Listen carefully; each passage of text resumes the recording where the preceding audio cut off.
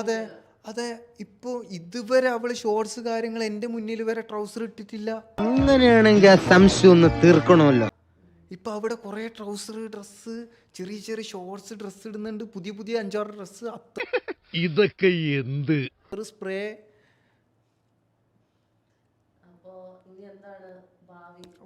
ഇതൊരു നടക്ക് പോണ ലക്ഷണില്ല. എന്താന്ന് എനിക്കറിയില്ല, എന്നെ വേണ്ടാത്തൊക്കെ എനിക്കും വേണ്ട. ഇനി പഠിച്ചോൻ ഇനി കുറെ പെണ്ണോടൊക്കെ ഇതുവരെ ഞാൻ മെസ്സേജ് ഇട്ടില്ല. എന്താ പറഞ്ഞേ?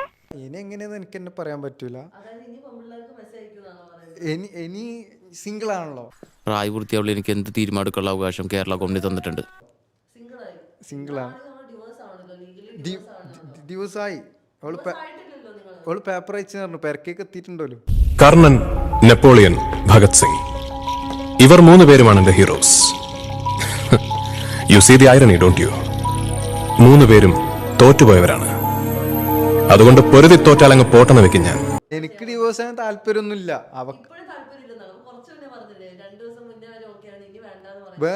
ഒരു കയ്യബദ്ധം നാറ്റുകരുത്. ഓക്കെ പോയിന്റിലോട്ട് വരാം.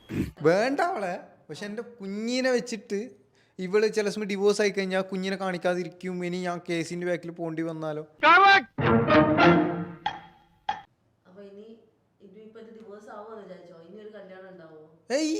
കർത്താവിന്റെ നാമത്തിൽ ബാക്കി പറയരുത്. കല്യാണം കഴിക്കൂലെന്ന് പറയാൻ കഴിയില്ല. അല്ല, എനിക്ക് ആക്ച്വലി പാർട്ട്ണർ ഇല്ലാണ്ട് ഭയങ്കര ബുദ്ധിമുട്ടാണ് എനിക്ക്.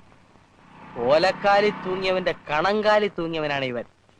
കാരണം എനിക്ക് ഇങ്ങനെ എല്ലാവരും പിള്ളേരെ പോലെ എനിക്കിങ്ങനെ 10 ആളെ പറ്റിക്കുന്ന സ്വഭാവം ഇല്ല. ഞാൻ ഏതെങ്കിലും ഒരാളിൽ ഉറച്ചിക്കും.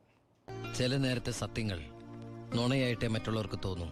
ഒറ്റൊരു വ്യക്തിയിൽ ഞാൻ ഉറച്ചിക്കും. അവരെന്നെ എൻ്റെ ഫ്രണ്ട്ഷിപ്പായിട്ടും എൻ്റെ ലവറായിട്ടും എൻ്റെ വൈഫായിട്ടും എല്ലായിട്ടും എനിക്ക് ഒരാളെ കാണണം. അയ്യോ പാപം, ഞാൻ ചേട്ടനെ വെറുതെ തെറ്റിദ്ധരിച്ചു. പിന്നെ ചെക്കന്റെ സ്വഭാവം കേട്ടിടത്തോളം അടിയായിരുന്നു ഇങ്ങനെ ടൈപ്പാ.